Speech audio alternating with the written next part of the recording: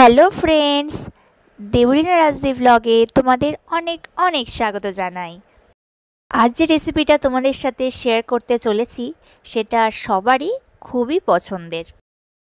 আজকের রেসিপিটির নাম হলো আলুর পরোটা। তোমরা অনেকেই আছো যারা আলুর পরোটা খেতে খুবই পছন্দ করো কিন্তু বানাতে পারো না। তাদের জন্য একদম সহজ পদ্ধতিতে তোমাদের বানিয়ে দেখাবো আজকে। তাহলে বন্ধুরা, তোমাদের বেশি অপেক্ষা না করিয়ে চলো দেখিয়ে দিই যে নরম তুলতুলে আলুর পরোটা কি করে বানাতে হয়। প্রথমেই আমি কয়েকটা আলুর খোসা ছাড়িয়ে প্রেসারের কুকারের মধ্যে সিদ্ধ করে নিচ্ছি। দেখো বন্ধুরা, আমার এখানে আলু সিদ্ধ করা হয়ে গেছে। একটা ঝুড়ির মধ্যে আলুগুলোকে ঢেলে নিচ্ছি প্রেসার কুকার দিয়ে। এবারে আমি গ্যাস জ্বালিয়ে একটা কড়াই গ্যাসের ওপরে বসিয়ে দেব। তাতে বেশ খানিকটা সাদা তেল দিয়ে তাতে কয়েকটা শুকনো লঙ্কা ফোড়ন দিতে হবে। বন্ধুরা, এখানে একটা বাটিতে রুটি ভেজানো হয়েছিল, সেটা তোমরা স্কিপ করে দিও। ওটা আমার ছেলের জন্যে করা হচ্ছিল। কড়াইতে যে শুকনো লঙ্কা ভাজা হচ্ছিল, এবার ওই কড়াইয়ের মধ্যেই পেঁয়াজ কুচি আর রসুন কুচি ভেজে নেব। এবারে আমি একটা বড় ছড়ানো বাটি নিয়েছি, তার মধ্যে ময়দা মাখবো। এবারে ওই ময়দার মধ্যে গোলমরিচ গুঁড়ো ও জোয়ান ছড়িয়ে দিচ্ছি। এবারে একটা ছোট বাটির মধ্যে চিনি আর নুন সামান্য পরিমাণে জল দিয়ে ভালো করে গুলিয়ে নেব। এদিকে কড়াইতে পেঁয়াজ ও রসুনটাকে ভালো করে ভেজে নেওয়া হচ্ছে। এবারে সিদ্ধ করা আলুগুলোকে ঝুড়ি থেকে নামিয়ে ভালো করে হাতের সাহায্যে স্ম্যাশ করে নিতে হবে।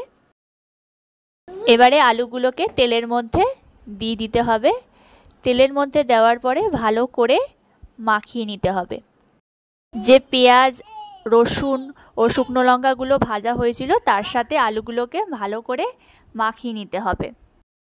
এই মাখানোর সময় সামান্য পরিমাণে গোলমরিচ গুঁড়ো ওপর থেকে ছড়িয়ে দিতে হবে। গোলমরিচ গুঁড়ো ওপর থেকে ছড়ানোর পরে আবারও আলুটাকে ভালো করে নাড়াচাড়া করে নিতে হবে।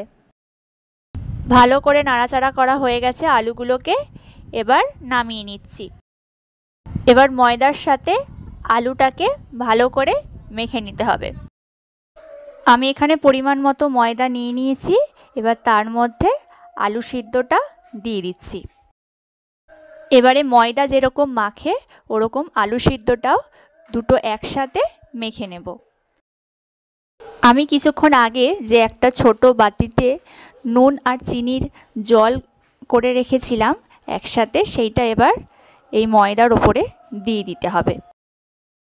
এবারে আমি ময়দা আর আলুটা একসাথে মেখে নিচ্ছি। ময়দা যেরকম মাখে সেরকমই আলুটাকেও ওর মধ্যে একসাথে মাখিয়ে নিতে হবে। বন্ধুরা, এখানে মাখাটা কীরকম হবে আমি তোমাদের দেখিয়ে দিচ্ছি। এইভাবে যদি তোমরা মাখো তাহলে আলুর পরোটা ফাটবে না। অনেকেই আছো যারা আলুর পরোটা বানানোর সময় ভেতরে যে আলুর পুরটা দাও সেটা বেরিয়ে যায়। এটা যদি তোমরা এইভাবে করো তাহলে আর বেরোবে না।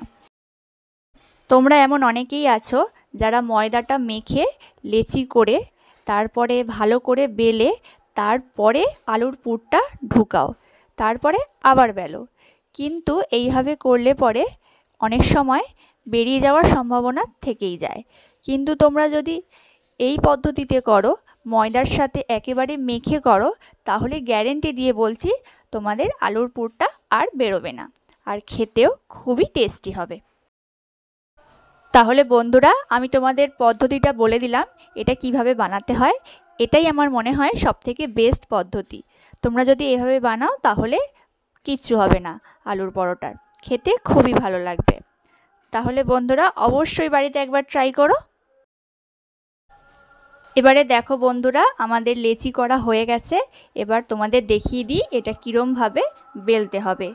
এইটা একটু মোটা মোটা করেই বেলতে হবে। এটা যেহেতু পরোটা, তাই পরোটা সবসময় একটু মোটা করেই বেলতে হয়।